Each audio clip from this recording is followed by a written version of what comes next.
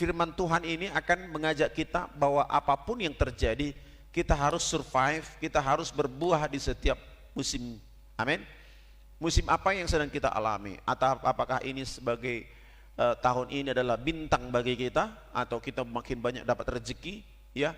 Karena begini, di masa Covid itu sekalipun ada orang-orang yang kaya mendadak. Ya, apa itu? Produk-produk yang memproduksi apa? Alat-alat kesehatan. Jadi dalam situasi seperti apapun, ya, kita mungkin merasa saya musim paceklik sekarang. Musim di mana keuangan sangat susah. Tapi ingatlah, ya, sesulit-sulitnya apa kita, pasti ada orang yang ekonominya naik. Gitu. Itulah disebut dengan apa? Musim. Terkadang bagi kita musim paceklik, ya, musim di mana susah cari uang, di tempat lain orang-orang gampang cari uang. Begitu. Tapi semuanya itu kita harus hadapi. Ada kita nih orang bilang ini musim masa kegelapan.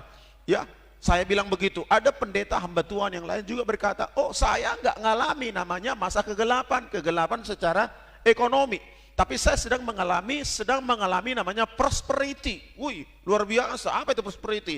Kelimpahan yang sangat luar biasa. Saya mengalami kelimpahan. Ada banyak berkat datang dari sana, dari utara, selatan, barat, dan timur. Itulah namanya dunia ini yang sebentar berubah, dan sebentar berubah. Walaupun ada ayat Alkitab berkata bahwa kita tidak menjadi naik, ya kita akan menjadi naik dan tidak menjadi turun. Tetapi ada siklus. Katakan dulu siklus. Ibu tahu dong siklus on naik. Ya, ada siklus, ada perputaran begitu. Habis Senin, Selasa, habis Selasa, Rabu, itulah siklus dari hari-hari. Ya, begitu. Ada perputaran yang terjadi. Ada terkadang kita masa-masa menanam, masa-masa menabur, begitu. Ada kemungkinan setelah masa menabur, ada waktunya kita akan menuai. Tapi saya sekarang menabur dan ada orang lain yang menuai. Begitu. Ya, itulah siklusnya. Ya, itulah perputaran ekonomi di bumi ini. Selagi kita masih di bumi, itu akan kita alami. Tetapi Alkitab berkata, sekalipun kita ada dalam gelap gulita, tetapi selalu ada terang Tuhan yang memelihara dan yang menolong kita. Katakan amin. Yeremia pasal yang ke-17 ayat yang ke-7. Ya, saya bacakan, diberkatilah orang yang mengandalkan Tuhan, yang menaruh harapannya pada Tuhan. Sama-sama dulu, 1, 2, 3. Diberkatilah, ya, orang yang mengandalkan Tuhan dalam siklus apapun, dalam musim apapun, dalam musim penderitaan sekalipun, dalam musim penyakit, dalam musim sesusah apapun ekonomi kita. Alkitab berkata bahwa kita diberkati orang yang mengandalkan Tuhan. Katakan dulu, saya mengandalkan Tuhan. Ya, Tuhan itu hapurusata. Kita tidak mengandalkan kekuatan, kita tidak mengandalkan pikiran kita, tapi diberkati orang yang mengandalkan Tuhan. Di bawahnya ayat yang ke-8, ia akan seperti pohon yang ditanam di tepi air, yang merambat akarnya ke tepi batang air, dan yang tidak mengalami datangnya panas terik, yang daunnya tetap hijau, yang tidak khawatir dalam tahun kering, dan yang tidak berhenti menghasilkan buah. Wow. Jadi kita anak Tuhan seperti itu, saudara, yang merambat akar-akarnya. Ia seperti pohon yang ditanam di tepi air. Kalau ini dicari persamaannya adalah Mazmur 1, ya, Mazmur 1. Begitu. Tapi di sini sudah jelas sekali, ya, yang ditanam di tepi air, yang merambat akar-akarnya di tepi batang air, yang merambat akar-akarnya ke tepi batang air. Inilah orang yang mengandalkan Tuhan. Inilah orang yang mengandalkan Tuhan bukan mengandalkan kekuatannya sendiri. Dang mangasahon gogo ni portivi, dang mangasahon gogo ni botohon, dang mangasahon gogo ni hepeng, dang mangasahon gogo ni pangulan, dang mangasahon gogo ni tiga-tiga. Mulu pegawe dang mangasaho gajina, amin. Mulu pangula dang mangasahon hasil ni pangulan na. Mulu per bisnis dang mangasahon hasil bisnis. Tapi mengandalkan Tuhan. Haleluya. Ang iso parhepeng na gudang. Saudara masih ingat perumpamaan yang diberikan oleh Yesus kepada seorang yang mengumpulkan hartanya? Dia berkata begini, tenanglah engkau jiwaku, sebab ia tahu bahwa hartanya tidak akan habis sampai berapa turunan. Kemudian setelah ia mengatakan itu, kemudian Allah menjemput nyawanya. Gitu, selesai sudah. Apa yang kita andalkan dalam hidup kita? Apa yang kita andalkan untuk kita bisa merasa saya mau survive, tapi aku mau andalkan intelektualku, aku mau andalkan gajiku, aku mau mengandalkan gaji suamiku, gaji ini, gaji anakku, aku mau mengandalkan ini. Alkitab berkata, terkutuklah orang yang mengandalkan manusia, diberkati orang yang mengandalkan Tuhan. Setiap musim hidup kita, percayalah, Dia akan memberkati kita, walaupun terkadang seperti ngos-ngosan, walaupun terkadang kita seperti terjatuh, sepertinya habis akal. Saudara tahu Yesus sendiri ngalami namanya masa-masa sukar. Di mana masa-masa sukar yang dialami oleh Yesus? Di mana masa-masa sukar yang dialami oleh Yesus ketika ia ada di bumi ini? Dia sampai mengalami stres yang luar biasa. Dia sampai mengalami pergumulan yang sebenarnya dia nggak harus ngalami itu. Harusnya kita yang ngalami itu. Masa-masa sukar di mana Yesus secara manusia dia mengalami satu tekanan yang besar ketika ia ada di Taman Getsemani. Dia sampai stres tingkat tinggi, sampai pori-porinya ini mengeluarkan cairan-cairan merah, yaitu seperti darah. Dan menurut sekarang itu dikatakan pecah pembuluh darah Yesus karena memikirkan, karena menanggung dosa manusia. Itu stres yang paling tingkat tinggi. Belum ada orang yang stres sekarang ini yang saya lihat sendiri yang sampai pecah pembuluh darahnya kemudian keluar. Paling pecah pembuluh darahnya karena stres kemudian dia menjadi stroke. Tapi syukur Yesus walaupun dia stres dia enggak stroke. Karena dia Tuhan Allah yang sempurna, dia sanggup tanggung beban kita. Saudara kalau sempat stres bisa stroke. Yang hipertensi jangan sampai saudara bisa berpikir luar biasa berat. Yang tensinya sampai 130, 160, 180, jangan sampai saudara stres. Karena habis itu saudara bisa stroke. Begitu. Orang yang stres biasanya karena dia terlalu mengandalkan pikirannya sendiri. Orang percaya ini? Nggak bisa dipungkiri orang bisa stres, kemudian hipertensi, kemudian ini dan itu karena ia mengalami atau sedang mengandalkan pikirannya dan kemampuannya sendiri. Dia menanggung beban yang terlalu besar. Dia terlalu bawa perasaan hidup ini. Saudara jangan bawa perasaan dalam hidup ini.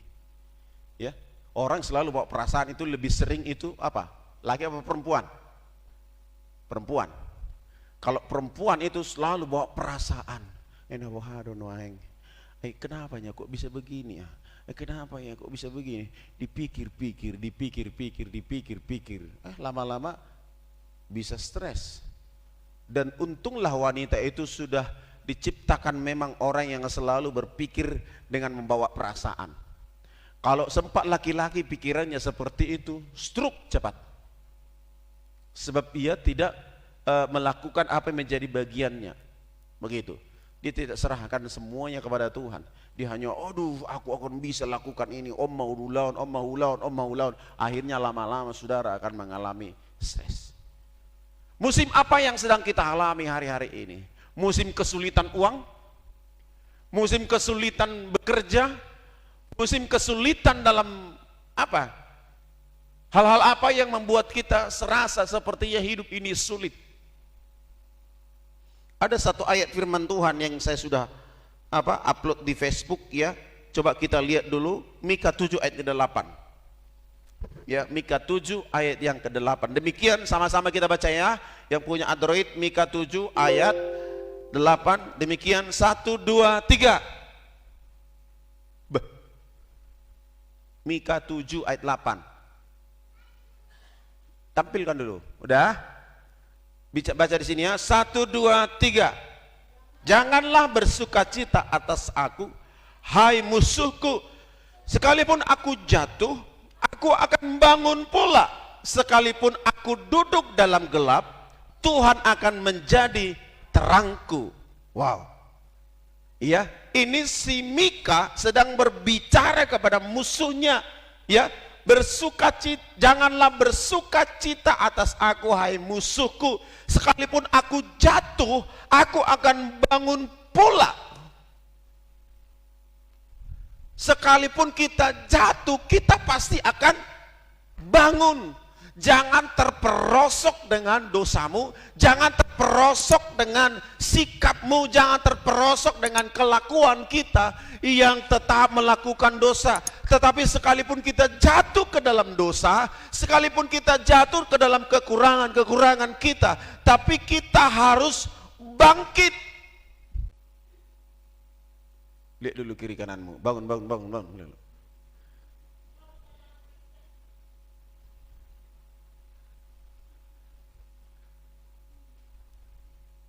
Manusia tidak ada yang sempurna selain Yesus. Semua orang pasti mengalami melakukan dosa. Ya. Tapi Mika berkata bahwa sekalipun aku jatuh, aku mau bangun pula. Sekalipun duduk dalam kegelapan. Saudara pernah ngagulap behulala portibion, ngagulap toho do gulap, molo pamerenga tiurro, alay pi ahado nagulap, pikiran nagulap, molo pala gulap pikirata, ini bahaya, molo dong jol mana magdanggon oleh siaton na, ngagulap pula lan na, hati-hati ho, ina bahaya ron. Tetapi sekalipun seperti itu, Alkitab berkata, sekalipun kita duduk dalam kegelapan, yakinlah kalau kita tertanam di tepi aliran air yang benar, ada terang Tuhan yang selalu memberikan penerangan dalam hidup kita. Amin. Ada terang Tuhan. Jangan sampai kita mau terlena di dalam kegelapan. Tuh ya, nggak gulak beun. Siap pernah macam sudah. Aku bunuh nanti orang di sini. Aku ini macam-macam gelap. Kalau enggak dia bisa bunuh diri. Kenapa? Orang yang bunuh diri itu merasa semuanya sudah gelap. Tidak ada yang lagi. Dia merasa dangadong becolma di portibion. Dia merasa aku sudah enggak punya sahabat. Dia merasa aku sudah tidak sanggup ditolong. Dia merasa enggak sanggup lagi. Aku harus bergerak. Ya sudah. Itu orang yang gelap. Makanya kita anak-anak Tuhan yang mengandalkan Tuhan, mungkin kita ngalami kegelapan yang seperti itu. Tapi percayalah kalau kita tertanam di tepi aliran air, ada terang Tuhan yang akan menerangi hati kita. Amin. Ada terang Tuhan yang menerangi pikiran kita. Sehingga namanya kegelapan itu akan menjadi terang. Amin. Haleluya. Cukup.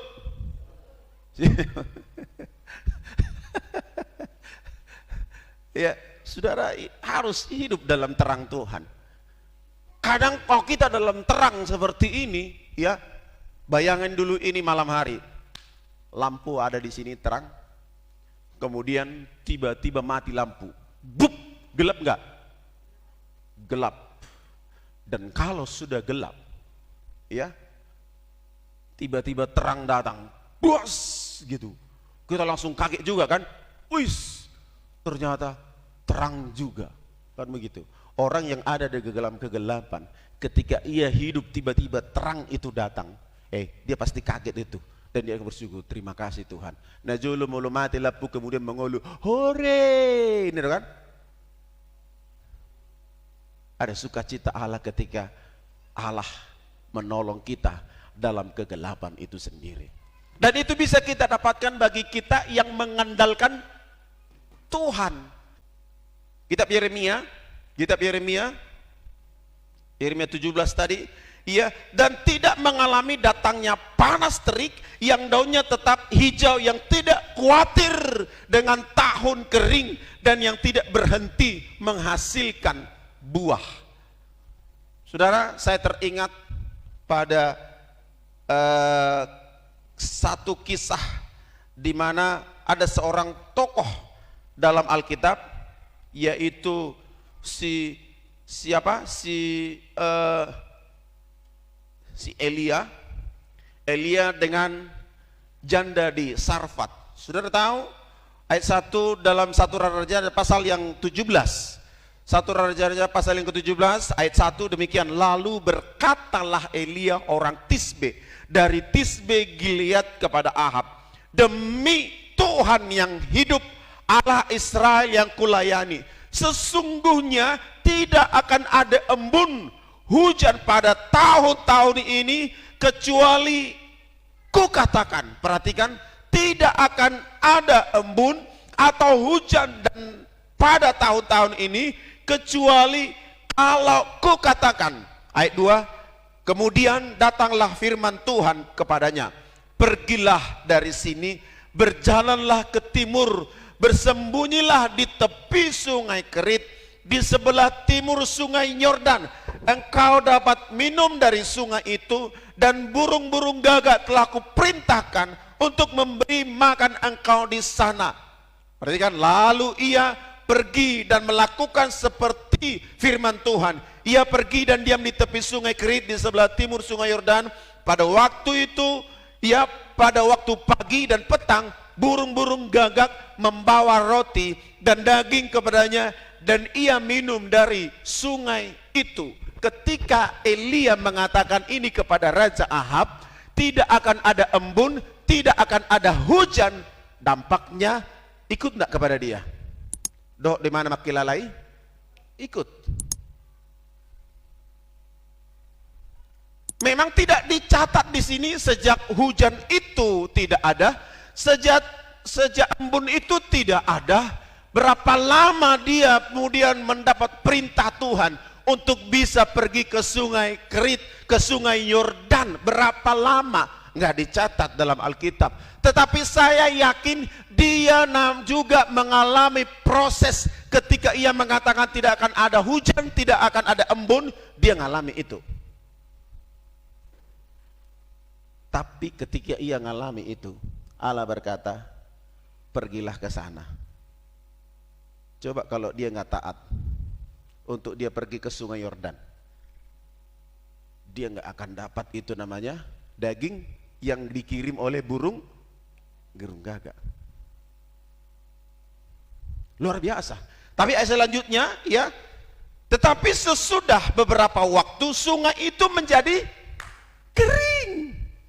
Sebab apa? Tidak ada air hujan.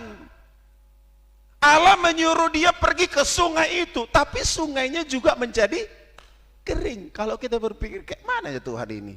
Aku disuruh minum di sini, airnya kering. Kan begitu kan? Secara pikiran manusia, kok bisa? Tuhan nyuruh ke sana, tapi kok kering? Kayak mana itu? Kadang kita berpikir begitu, semakin memberi semakin diberkati. Ikan teri, ikan tenggiri, semakin memberi semakin diberkati. Terkadang kita semakin beri, asing. Soalnya dong. Ternyata diproses, ya kan? Kok kering? Katanya semakin datang beribadah kepada Tuhan, semakin damai sejahtera. Tetapi apa? Sampai di rumah asing. Kok lain? Kok ada saja mencuri damai sejahtera? Kok ada saja membuat saya Gunda gulana. Aku memberi persembahan semakin banyak, kok semakin kering.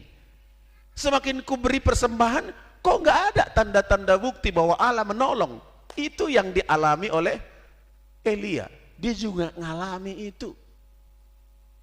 Makanya kita Mika berkata tadi, sekalipun dalam masa kegelapan, ada terang Tuhan. Artinya apa? Kegelapan itu kita harus alami, sebab itu adalah proses. Akibat dari doanya Elia bahwa tidak akan ada hujan pada waktu pemerintahan Raja Ahab, dia juga ngalami kekeringan itu. Tapi apa? Dalam musim kekeringan, apa yang terjadi? Kemudian ya, beberapa waktu sesudah itu sungai itu menjadi kering sebab hujan tidak turun di negeri itu. Maka datanglah firman Tuhan kepada Elia, bersiaplah pergi ke Sarfat termasuk di Wala Sidom dan diamlah di sana. Ketahui, aku memerintahkan seorang janda memberikan engkau makan. Tadi dia suruh dia pergi ke sungai Yordan, iya kan? Iya, tepi sungai Kerit di sebelah sungai Yordan. Kering sungai itu, kemudian dia pergi kemana lagi? Di mana di sana sudah disiapkan Tuhan seorang janda. Seorang janda. Dan ternyata janda ini pun sudah kehabisan bahan makanan. Ini luar biasa. Tuhan itu kok buat seperti diputar dulu ke sana. Kau makan dulu sungai Yordan sana. Apakah pada waktu dia ada di tepi sungai Kerit, kemudian tidak datang lagi burung gagak? Enggak dicatat di Alkitab. Apakah ketika ia pergi juga ke janda di Sarfat itu, burung gagak masih datang antar daging sama dia? Enggak dicatat. Tapi pertolongan Tuhan selalu tepat pada waktunya. Coba bayangin Elia makan burung, makan daging terus. Bayangkan dulu, Elia makan daging terus ketika ia ada di tepi sungai Kerit dekat sungai Yordan. Dia makan daging terus. Mungkin bisa stroke dia. Tapi Tuhan selalu tahu yang terbaik bagi umatnya. Amin. Udahlah, saya yakin burung gagak berhenti memberikan daging karena kebutuhan daging untuk tubuhnya sudah cukup. Kemudian disuruh Tuhan, dibuat itu kering itu, sungai itu, disuruh Tuhan pergi kemana tadi? Ke Sarfat. Disuruh Tuhan pergi ke Sarfat supaya bertemu dengan janda itu, diganti dulu makanannya, jangan daging lagi tetapi menjadi roti. Tuhan itu sempurna kan? Saudara, terkadang yang enak-enak itu daging itu terkadang Tuhan berhentikan supaya menjaga kesehatan kita. Amin. Daging kita butuhkan daging yang Tuhan kasih. Roti yang kita butuhkan roti juga yang Tuhan kasih. Jadi kalaupun ada pergantian musim itu, ini lagi banyak uang, makan terus enak, duduk. Tiba-tiba uangnya di sini sudah menipis. Ternyata Tuhan tahu kalau kau terlalu banyak uang, terlalu banyak makan, terlalu banyak uang di kantongmu, engkau harus pergi ke sana, pergi kau dolan, pergi kau belanja, pergi makan mie ayam, pergi makan bakso, pergi makan panggang, pergi makan ini. Kemudian diturunkanlah nilai uangmu supaya engkau makan gulama, makan sayur, makan ikan asin di rumah, menjaga kesehatan tubuhmu. Amin. Haleluya. Setiap musim ini Allah turut bekerja dalam segala sesuatu untuk mendatangkan kebaikan. Enak ya Tuhan itu ya, diatur begitu sempurna. Tapi terkadang Tuhan ganti, sudah dulu ya, sudah dulu ini.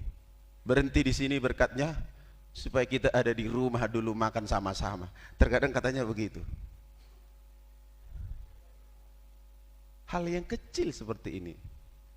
Bapak-bapak ini kalau banyak uangnya ini saya yakin enggak minum tua lagi tapi minum bir. Iya kan gitu kan? So banyak uangnya. Masih ingat tamu dapat kejadian di Badaron nagodang hepeng nicol masude tiki musim cabe. Ya, cabe di bandar kecamatan Pematang Bandar ini. Gak tua lagi diminum, apa lagi? Bir. Cuci tangannya ditaruh ketika makan di simpang 4 sana. Baju mangani jo mana tu bisa daan. Ini betul bukan hanya cerita. Diambil apa? Bujuk biri jo. Biri gabi be cuci tangan nauti. Ya syukur-syukur mati cabai Badaron, tang menguluwe. Molodang nang mino to bigi cengiro Badaron. Begitu. Bisa stroke orang. Kenapa? Terlalu banyak uangnya. Jadi Tuhan setel dulu pemasukan, diturunkan sikit. Turunkan dulu, ya hidup sederhana dulu. Suatu saat pasti Tuhan kebangkitkan ketika kita siap menerima berkat yang berkelimpahan itu. Amin. Itu luar biasanya Tuhan. Elia pertama sekali dikasih dia makan babi, makan enak-enak, makan bisa ada B2, B3, bisa ada biang B2, biang boru-boru, kan begitu.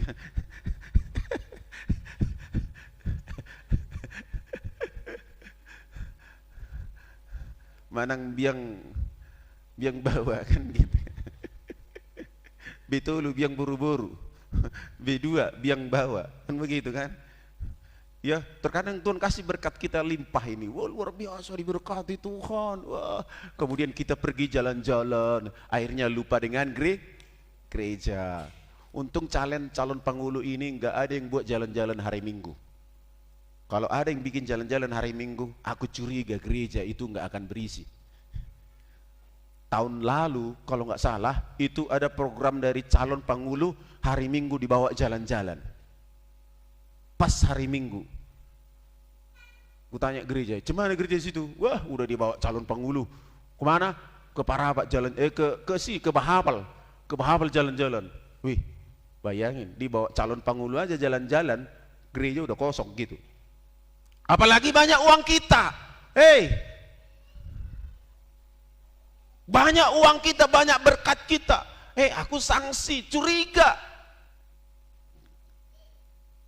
Eta mata charter mobil Bapak Sipardaan asal aja tak healing sewa supir sekian selesai sudah, nggak gereja lagi. Karena apa? Terlalu banyak berkat. Tuhan atur begitu sempurna, diturunkan dulu level kita, keuangan kita, kemudian kita mulai mencari Tuhan, makan sederhana apa adanya, dan suatu saat kalau dia siap, Tuhan akan naikkan lagi pendapatan kita dan kita dipulihkan oleh Tuhan. Amin. Janda di Sarfat ini disiapkan oleh Tuhan. Janda ini hanya punya anak satu, dan apa yang dikatakan ini jandanya pendeta ini. Sudah tahu.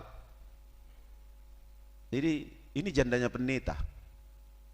Dan memang pada waktu itu 3.000 berapa ribu orang yang mati dibunuh oleh Ahab. Nabi-nabi. Kalau dulu nabi ya. Dibunuh habis. Janda tinggal pada waktu itu bersembunyi di tepi-tepi sungai, bersembunyi di gua-gua, bersembunyi di tempat-tempat yang orang tidak bisa tahu.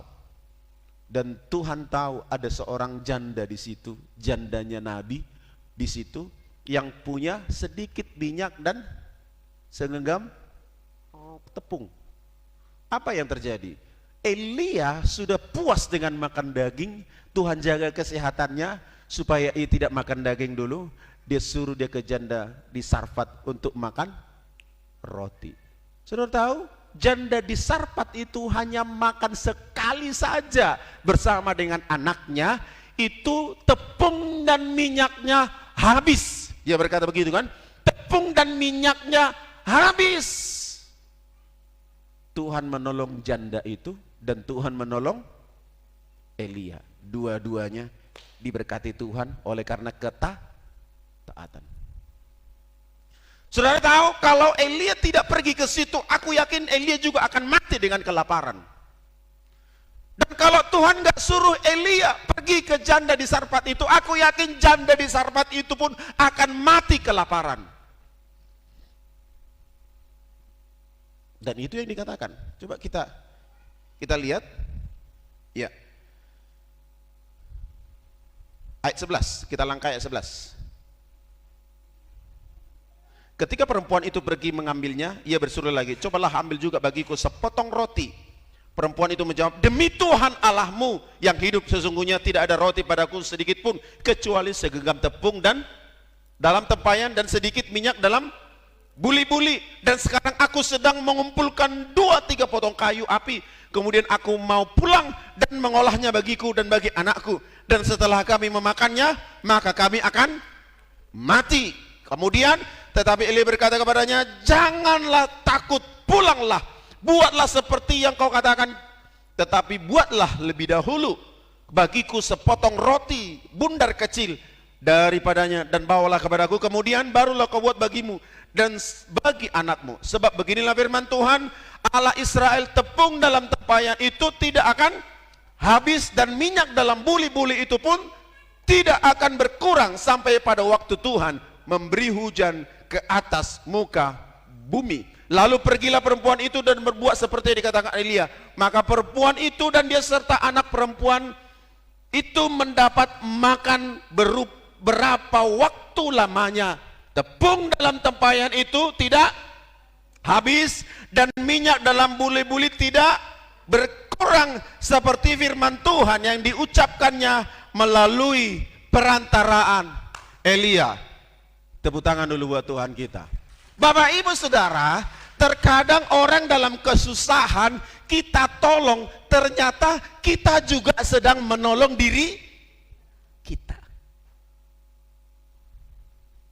Amin.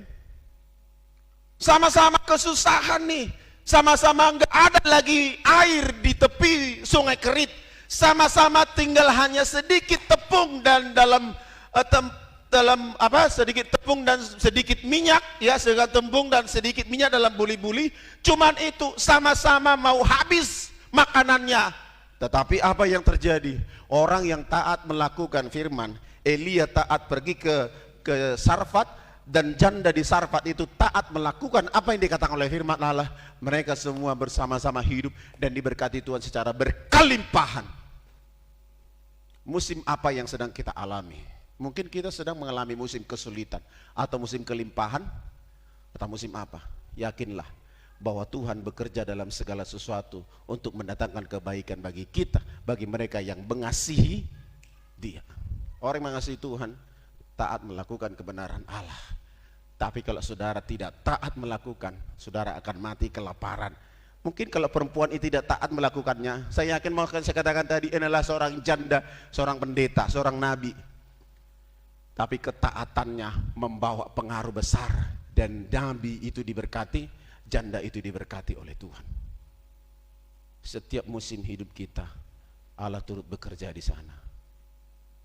Tuhan yang mengetahui segala yang terbaik dalam hidup kita. Walaupun terkadang kebutuhan kita seperti kena rem dulu, tidak masalah. Tuhan sedang melihat ketaatan kita melakukan apa yang Tuhan mau. Amin. Sepertinya pengeluaran, pemasukan kita seperti berkurang, tidak masalah. Tuhan tahu yang terbaik dan Ia ingin melakukan yang terbaik dalam hidup kita. Terkadang berpikir begini, kenapa bisa gagal terus? Gagal mane, gagal mane, gagal mane. Orang Jawa bilang, gagal mane, kan begitu. Dalam kegagalan itu Tuhan sedang setel iman kita, supaya kita percaya bahwa Dia sanggup melakukan perkara yang ajaib itu. Tuhan berhentikan daging dari burung gagak supaya memproses pencernaan Elia bisa semakin lebih baik. Tuhan memberhentikan berkat kita terkadang supaya memproses kita, supaya kerohanian kita lebih baik lagi. Amin. Haleluya. Jadi setiap musim hidup kita, Dia Allah yang memberkati.